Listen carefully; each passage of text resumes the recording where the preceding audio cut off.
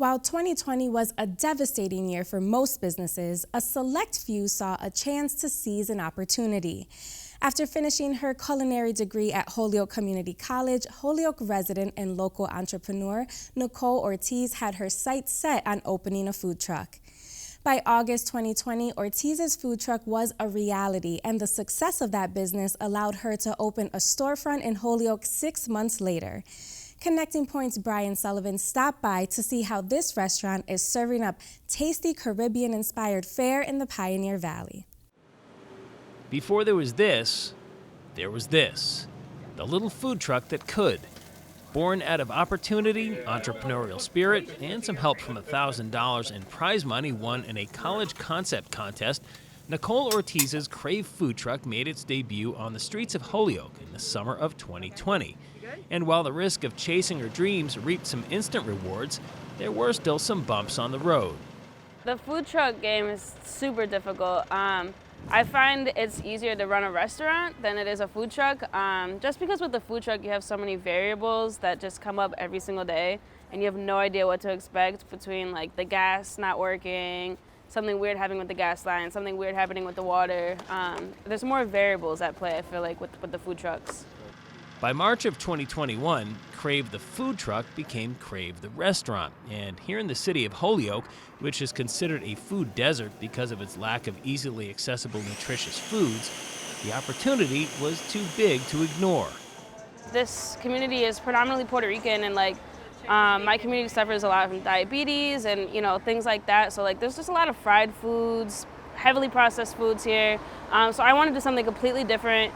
So we use a lot of fresh fruit, a lot of fresh vegetables. We source a lot of our ingredients locally when it's in season. I like to do specials every week that we incorporate the local ingredients. It's not easy, and but people appreciate quality food and they appreciate good food, and I think they really appreciate what we're doing here. The majority of the revenue generation is being done here in the brick and mortar, but the food truck is still making the rounds, mostly on the farmers market circuit. And far be it from me to not check it out and see what's cooking. For anyone wondering if the truck still comes out to the farmer's market even in the rain, the quick answer is yes. Nice. But it's days like today that make it kind of handy that they have a storefront as well. Having a home base that's secured to the ground just seemed like the next logical step for this business, both literally and metaphorically. Even though she was born here in the Pioneer Valley, Ortiz has bounced around the map, from the South to the Midwest. But now that she's back here on her original home turf, opening up shop in Holyoke gives a sort of local kid makes good feel to her story. I've always wanted to have a business and be an entrepreneur, but I feel like with this business I'm making a difference in the community. And my whole family lives here, my whole family's always grown up here, so I have very strong roots here, so it's good to be able to see a difference that I'm making in the community. And I have a ton of family members working for me, which is great too, and a bunch of local kids too that I'm giving them an opportunity to work in a cool, new, modern environment.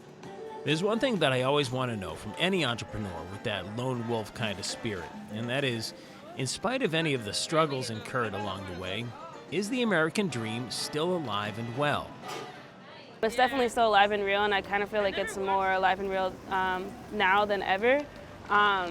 You're seeing more people of color in higher positions that you didn't before, which is great, and it makes more younger people that are of color or not, see that they can do anything they want to do.